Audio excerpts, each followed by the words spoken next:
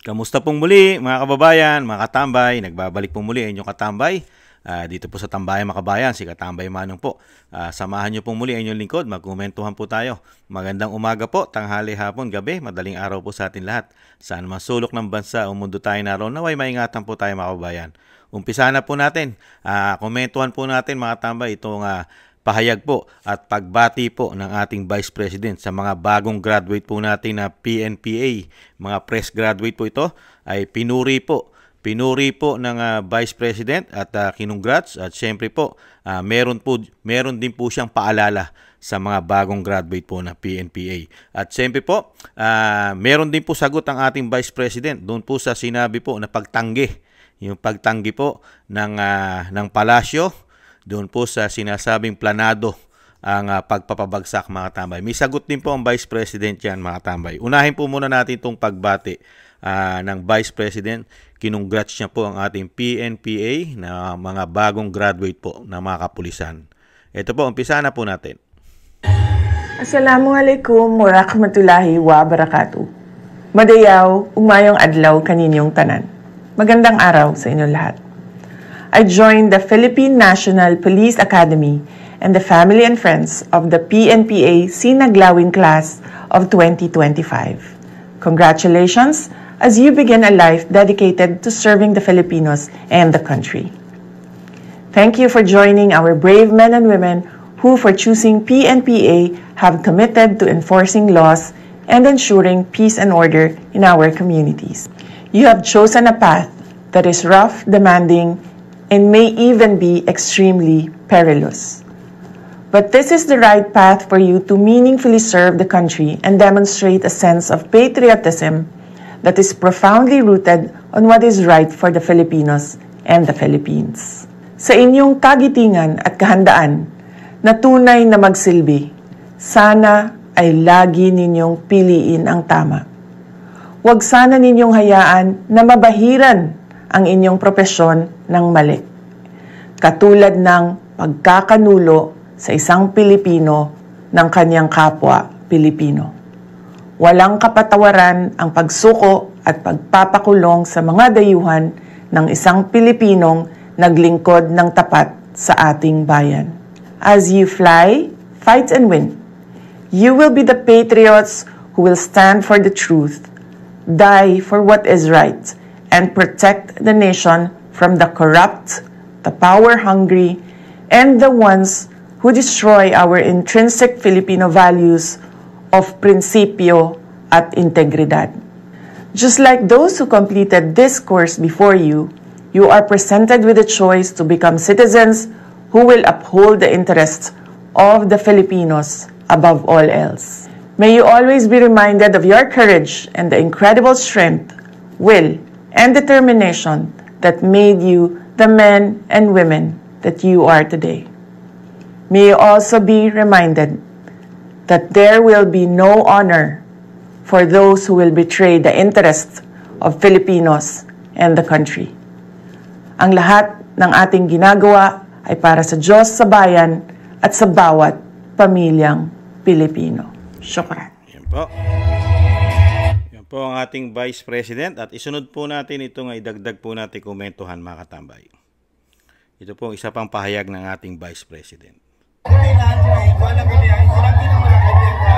Na may kinalaman sa politika ang pagbibigay ng 50 pesos sa kilo ng bigas. Sabi ni Castro, walang kinalaman at pagsama lang kinalala rin. Wala rin timing ang pagbibigay ng ayuda. Reaction lang.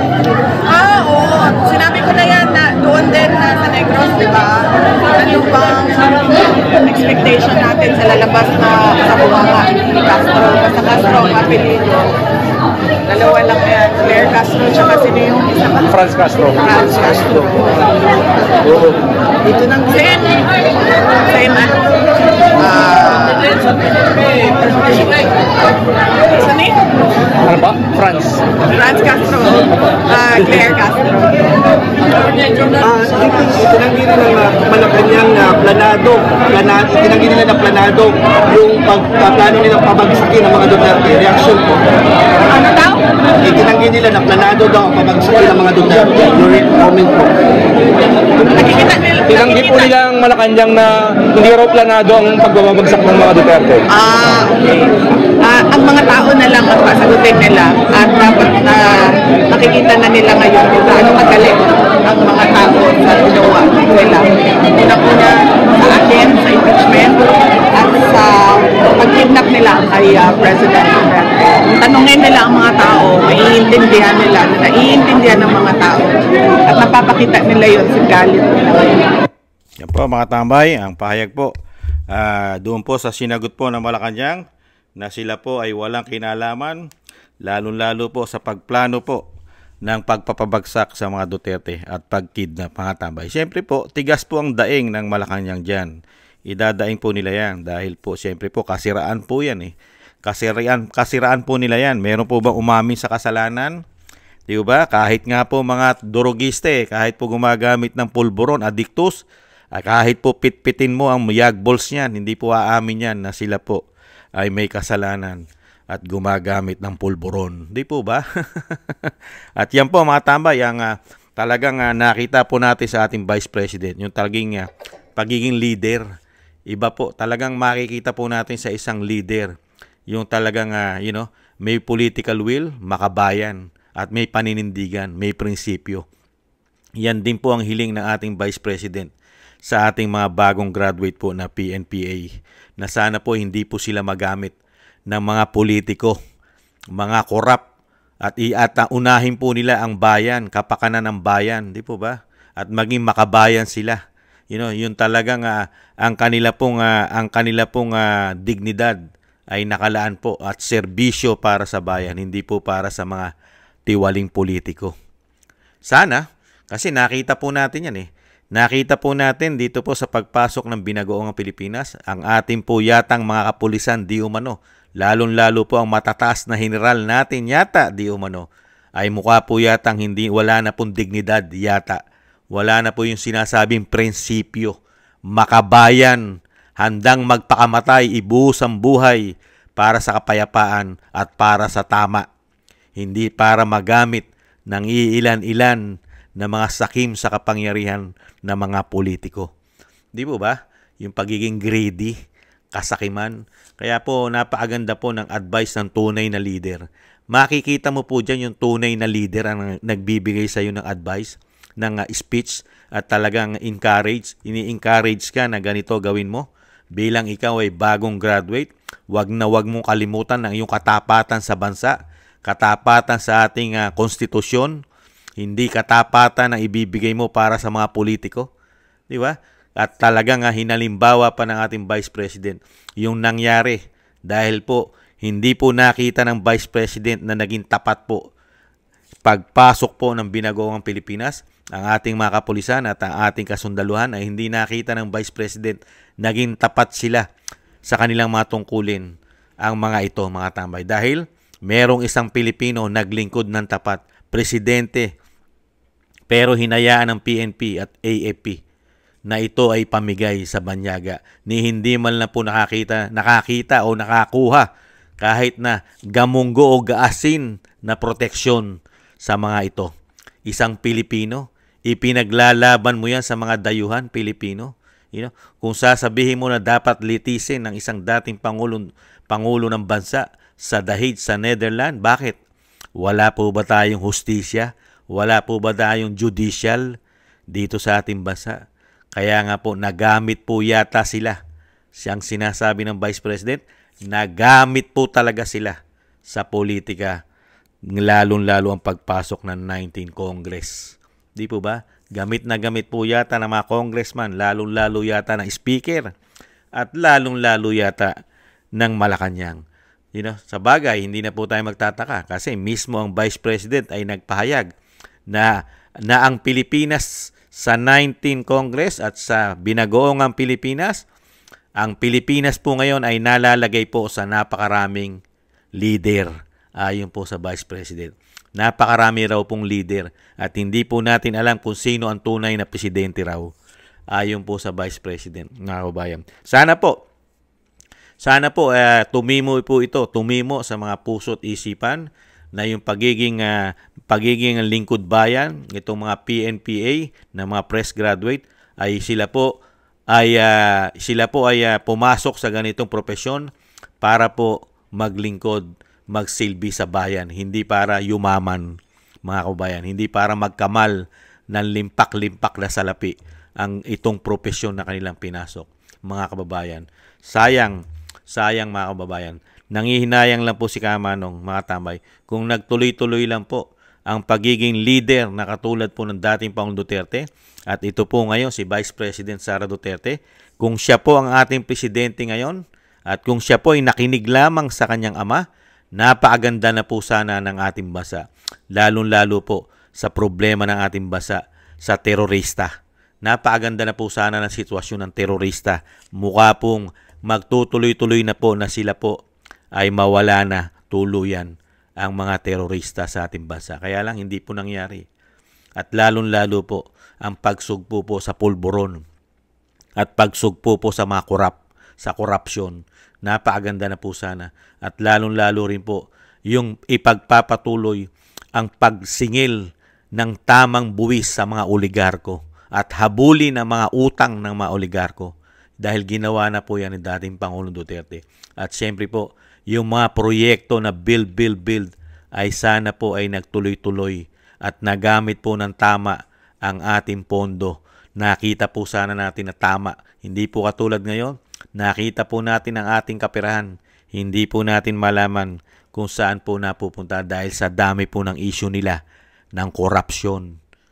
Di po ba? Dahil sa pamumulitika, ginagamitan po ng napakalaking pera ang kanilang pamumulitika di umano, mga kabayan. Ayan po, at sinagot din po ng ating Vice President yung patutsyada po ng tinatawag na Castro. Kaya nga po sinasabi pa ng Vice President, pagka daw Castro, wala tayong makukuhang matinong sagot dyan sa mga Castro. Dahil nga po ang mga Castro daw, katulad ng Franz Castro, ano ang makukuha mong sagot dyan? Pabor sa gobyerno. Mga sumusuporta yan sa mga grupo ng kaliwa. Sige nga. At wala rin tayong makukuha dyan sa tinatawag ng Vice President na isa pang Castro na si Attorney Claire Castro. At dahil po yan ay nakaposisyon lang po yata yan para maging attack dog po yata para sa mga Duterte lamang. Ito pong si Attorney Claire Castro ng USEC ng PCO. Kaya po nga sinasabi ng Vice President, mga kabayan, magpinsan daw po yan. Ayon sa Vice President kasi parehas ng ugali, parehas ng bibig, parehas ng banat na ang nakikita lang na problema ay ang mga Duterte, hindi ang napakamalawakang problema ng ating bayan. At syempre po, ano po ang kabilin-bilinan ng ating Vice President? Yung sinasabi po na Malacanang na hindi raw po sila ang promotor at hindi sila ang nagplano o planado nila ang pagkidnap o pagpapabagsak sa mga Duterte. Ano ang sagot ng Vice President? Itanong nyo sa taong bayan. Taong bayan ang tanongin nyo.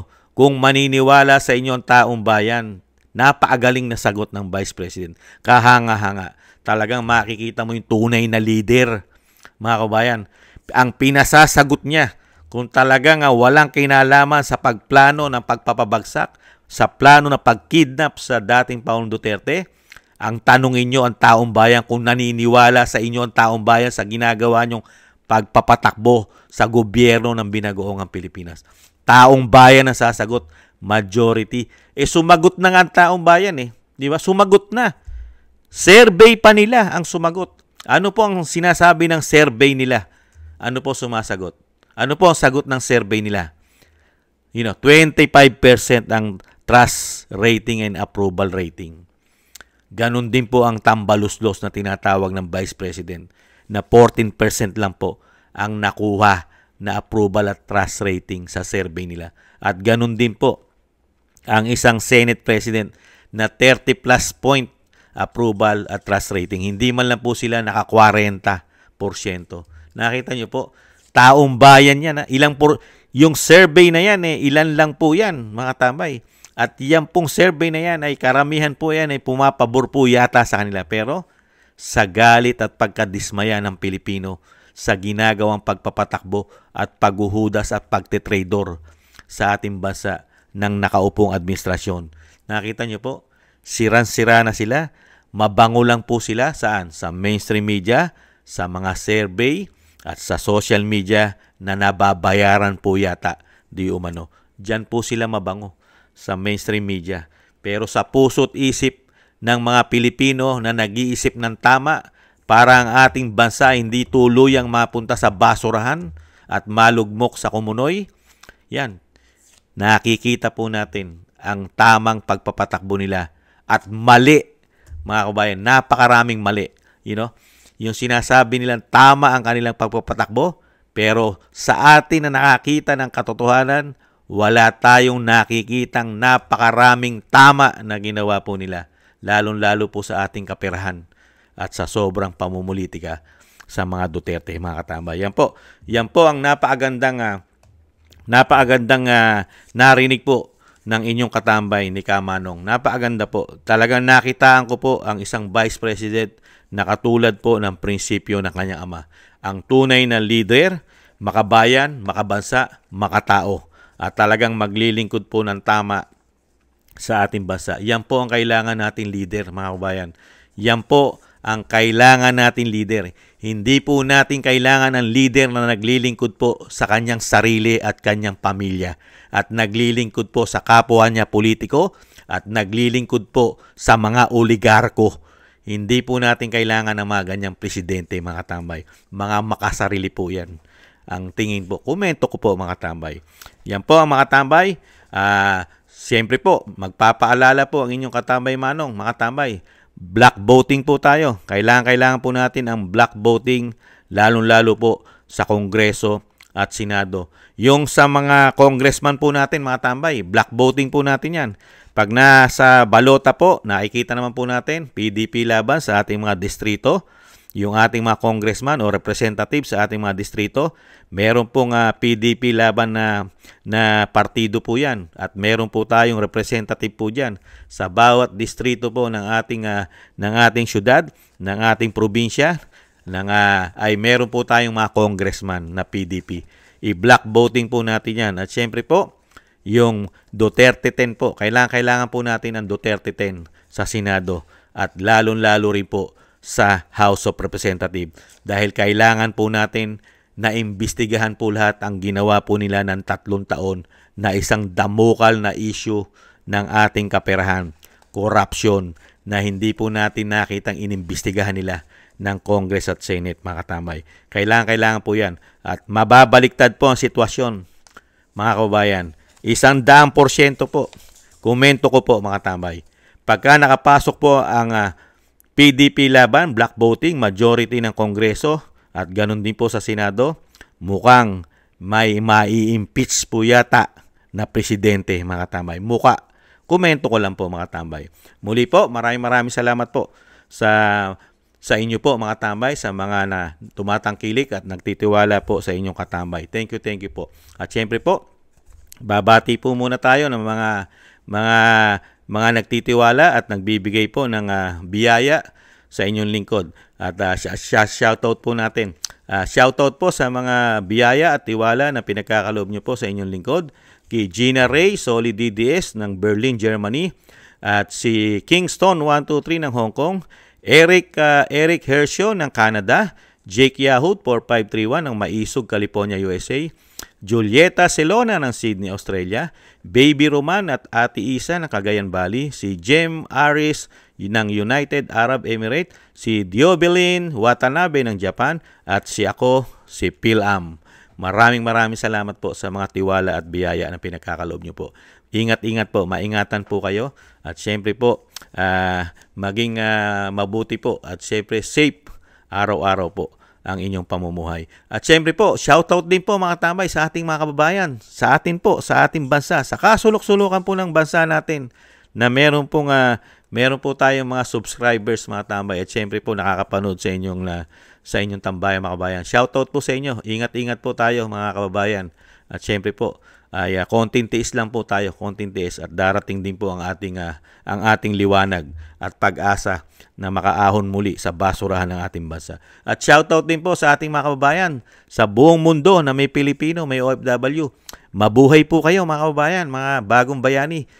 Shoutout po, ingat po kayo. At sana po malayo po kayo sa kapahamakan. At syempre po, nagpapasalamat din po ako dahil nga po natanggap ko po yung mga subscribers natin, mga nanonood po sa atin na binalita po sa ating lingkod, sa akin po, na sila po ay solid PDP o black voting na po ang kanila pong binoto. Maraming salamat po para po sa ating pagbabago at syempre po doon sa gusto nating mangyari na magkaroon na po tayo ng tamang landas o tamang tinatahak ang ating bansa. Lalo na yung maging batas na po sana ang drug testing para sa mga politiko at bitay para sa mga korap na mga politiko. At syempre mga investigasyon. Thank you po mga kababayan natin na mga OFW. Thank you po. Ingat po kayo. At syempre po, bago po tayo magtapos, thank you po sa mga nakakagusto po ng ating Tambayang Makabayan sa YouTube at TikTok. At ganoon din po sa mga nagko-comment, like, share, and subscribe. Maraming salamat po.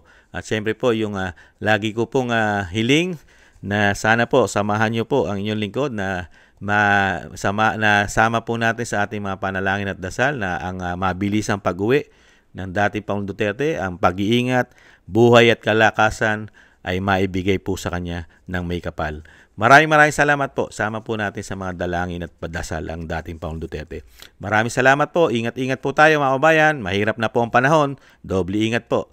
Paalam. Bye-bye.